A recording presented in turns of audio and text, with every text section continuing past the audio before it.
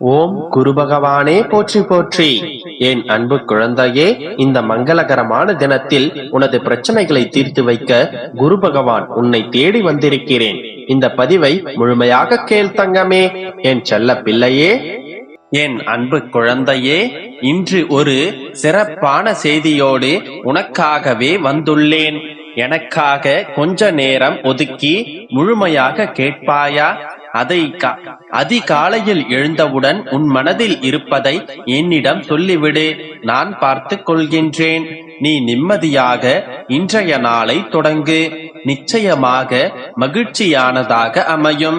நான் இன்று வந்தது உன்னிடம் ஒரு நல்ல செய்தியை சேர்ப்பதற்காகவும் உன்னுடைய வாழ்க்கையை வளமாக்க, உன்னுடைய மனதை உறுதியாக்க சில விஷயங்களை பகிர்ந்து கொள்ளவும் தான். இப்பொழுது நான் கூறும் இந்த வார்த்தைகளை உன்னுடைய வாழ்வோடு ஒப்பிட்டு பார். இது உனக்காக எழுதியது என்பதை உறுதியாக புரிந்து கொள்வாய். நீ எப்போதும் உன்னை அடுத்தவர்களோடு ஒப்பிட்டு பார்க்காதே. ஒன்று தாழ்வு மனப்பான்மை ஏற்படும், இல்லை என்றால் தலைக்கணம் ஏற்படும். இரண்டுமே வாழ்க்கைக்கு தேவையில்லாத ஒன்று. நீ நீயாக இரு. யாரோடும் உன்னை நீ ஒப்பிட்டு கொள்ளாதே. உன்னை புறக்கணித்து சென்றவர்களுக்காக வருத்தப்பட்டு கொண்டிருக்கின்றாய். வருத்தப்படாதே. அனைவரும் உன்னை தேடி வரும் காலம் நிச்சயமாக வரும்.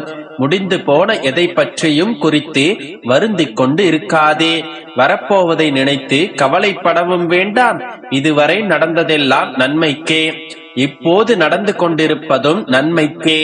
இனிமேல் நடக்கப் போவதும் சாட்சாத் நன்மைக்கே என்று உறுதியாக நம்பு. நீ யாரிடம் சரணாகதி அடைந்துள்ளாய் என்பது தெரியுமா? நீ யாரை நம்பிக்கொண்டிருக்கின்றாய் என்பது உனக்கு புரியுமா? எந்த ஆலயத்திற்கு உன் பாதங்கள் வந்து சென்றன என்பதை தெரிந்து கொண்டாயா? நீ நம்புவது உன்னுடைய அப்பா என்னை. நீ வந்து சென்றது எனது ஆலயத்திற்கு. உன்னை எப்படி நான் கைவிடுவேன்? என்னை நம்பி வரும் என்னுடைய பக்தர்களின் பாவங்களும் துர்தஷ்டமானவர்களின் பாவங்களும் முற்றிலுமாக எரிந்துவிட வேண்டும் என்கின்ற நோக்கத்துடன் என்றென்றும் எரியக்கூடிய புனிதமான தீபத்தை வைப்பேன். உன்னுடைய பிரச்சனைகள், சிக்கல்கள் என்று சிறைப்பட்டு கொண்டிருக்கின்றாயே. நண்பர்கள், உறவினர்கள் என்று எல்லோரையும் நம்பி இன்று ஏமாந்து உட்கார்ந்திருக்கின்றாயே.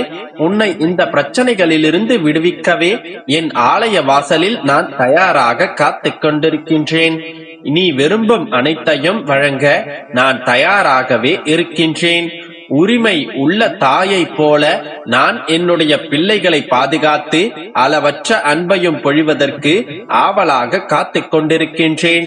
நான் மிகுந்த அன்புடனும், நீ ஏழையாக இருந்தாலும் சரி, பிரச்சனைகள் சூழ்ந்தாலும் சரி, நீ என்னுடைய ஆலய வாசல் ஏறும் தருவாயில் செழிப்பாகவும் மகிழ்ச்சியாகவும் மாறுகின்றாய்.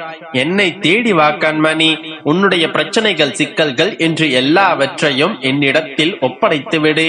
உன்னுடைய எண்ணங்கள் எல்லாம் பூர்த்தி செய்து, உன்னுடைய சூழ்நிலைகளை எல்லாம் மாற்றிவிட்டு, உன்னுடைய மனம் போல் நிகழ்வுகளை எல்லாம் மாற்றி தந்து விடுகின்றேன். என்னை நம்பி நம்பிக்கையோடு காத்து கொண்டிரு. நல்லதை நான் நடத்தி தருகின்றேன். குழந்தையே, உன்னுடைய வாழ்க்கையில் ஒரு மிகப்பெரிய மாற்றம் வரப்போகின்றது. தயாராக இரு.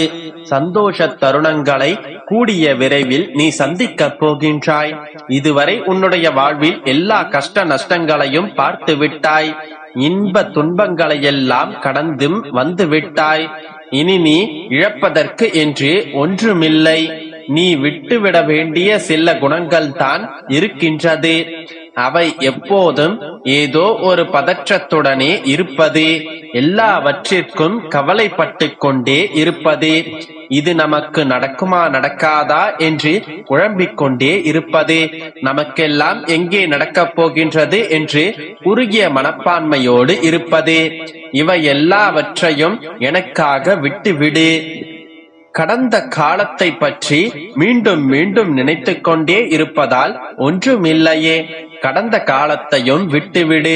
எல்லா நினைவுகளையும், கசப்பான அனுபவங்களையும் தயவு செய்து விட்டுவிடு. என் செல்ல பிள்ளையான நீ இனி எதை பற்றியும் கவலைப்பட தேவையில்லை. வாழ்க்கையில் கடினமான நேரங்கள், இனிமையான நேரங்கள், நல்ல நேரங்கள் மற்றும் கெட்ட நேரங்கள் என அனைத்தும் வந்து கடந்து சென்று கொண்டுதான் இருக்கும். எதுவுமே இங்கு நிரந்தரமாக இருப்பதில்லை. ஒன்றை மட்டும் தெரிந்து கொள், கவலைப்படுவது அன்பு மற்றும் பக்திக்கு முற்றிலும் எதிரானது. நீ பக்தியோடும் நம்பிக்கையோடும் இருக்கும் போது கவலைப்பட மாட்டாய். எனக்கு ஒன்றும் ஆகாது, என் அப்பா என்னுடன் தான் இருக்கின்றார் என்று நீ நினைக்கும் போது மனதில் உள்ள பயம் விலகி தைரியம் வரும். எனக்கான எல்லாவற்றையும் என் அப்பா கொடுப்பார், என் வாழ்க்கை சந்தோஷமாகவும் நிம்மதியாகவும் தான் இருக்கும் என்று நீ கூறும்போது உனக்குள் ஒரு நம்பிக்கை பிறக்கும். இவ்வாறு என்னை நீ பூரண சரணாகதி அடையும் போது உன்னுள் இருக்கும் பயமும் பதற்றமும் முற்றிலுமாக விலகி நம்பிக்கை தைரியமும் வரும். அதனால் தான் கூறுகின்றேன், அன்பும் பக்தியும் இருக்கும் இடத்தில் பயமும் பதற்றமும் இருக்காது. என் கண்மணியே, காலம் அபார சக்தி வாய்ந்தது. ஏழையை கோடீஸ்வரன் ஆக்கும், கோடீஸ்வரனை ஒன்றும் இல்லாமல் ஆக்கிவிடும். இன்று சிரித்து மகிழ்பவரை அடுத்த நொடியில் அழ வைத்து வேடிக்கை பார்க்கும். அதுபோலத்தான் இன்று மன கஷ்டத்தில் இருக்கும் உன்னை நாளையே பெரும் மகிழ்ச்சியில் மூழ்கடித்துவிடும். அதனால் கடந்த காலத்தை எண்ணி வருத்தப்படாமல் சந்தோஷமாக இரு. குழந்தையே, இன்று நான் உனக்காக கூறும் வார்த்தைகளை மிக கவனமாக கேள். பூர்வ ஜென்மத்தின் புண்ணியத்தாலேயே நீ என்னை அடையாளம் கண்டிருக்கின்றாய். எனக்கு செய்யும் சேவையின் மூலம் நான் திருப்தி அடைந்து உனக்கு சேவகம் செய்ய ஆரம்பிப்பேன். உனது நிலை முற்றிலுமாக மாறி இன்பமயம் ஆகிவிடும். துன்பத்திற்கும் உனக்கும் நெடுதூரம் இருக்கும். அப்போது நீ என்னை நோக்கி கூப்பிடுவாய். நான் உனக்கு உடனடியாக பதில் தருவேன். உன்னுடைய பெயரை யார் சொன்னாலும் அவர்களுக்கும் உதவி செய்வேன். இவ்வளவு விஷயங்கள் உன்னுடைய வாழ்க்கையில் நடைபெற வேண்டும் என்பதற்காகவே கஷ்டத்தை உன்னுடைய வாழ்க்கையில் அனுமதித்தேன். ஏனென்றால் இந்த மாதிரியான துன்பங்களை உன்னை தவிர வேறு யாராலும் தாங்கிக் கொள்ள முடியாது. உன்னால் மட்டுமே இது முடியும். துன்ப சுமை தூக்கி இன்ப நிலைக்கு வழிகாட்ட நீ எனக்கு தேவை. அதனால் என்னுடைய அன்பு குழந்தையே, நான் உன்னை சோதித்துக் கொண்டிருக்கின்றேன்.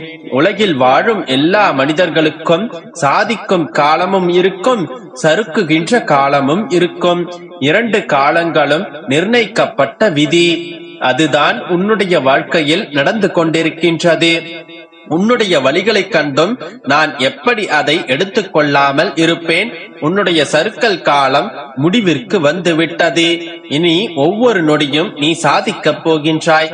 சறுக்கல்களிலிருந்து உன்னை மீட்டு சாதிக்க வைப்பது உன்னுடைய அப்பா, என்னுடைய பொறுப்பு. எல்லாம் நன்மைக்கே என்று நம்பு. உன்னுடைய நம்பிக்கையும் பொறுமையும் தான் வாழ்க்கையில் வெற்றி என்னும் திசையில் பயணிக்க வைக்கும். இப்போது சொல்கின்றேன் கேள். நீ எல்லா செல்வ வளங்களையும் பெற்று சீரும் சிறப்புமாக நல்ல பெயருடன் நிம்மதியான மகிழ்ச்சியான வாழ்க்கையை நிச்சயம் பெறுவாய். என்னுடைய பரிபூரண அருளும் ஆசீர்வாதமும் உனக்கு என்றும் உண்டு. நீ சறுக்கல்களிலிருந்து மீண்டு வரும் தருணம் சந்தோஷமாக இருக்க வேண்டுமே தவிர இப்படி சங்கடங்களுடன் புலம்பிக் கொண்டிருக்கலாமா?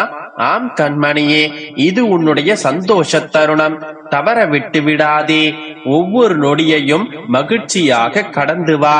உன்னுடைய அப்பா உன்னோடே இருக்கின்றேன். நம்பிக்கையோடு இரு.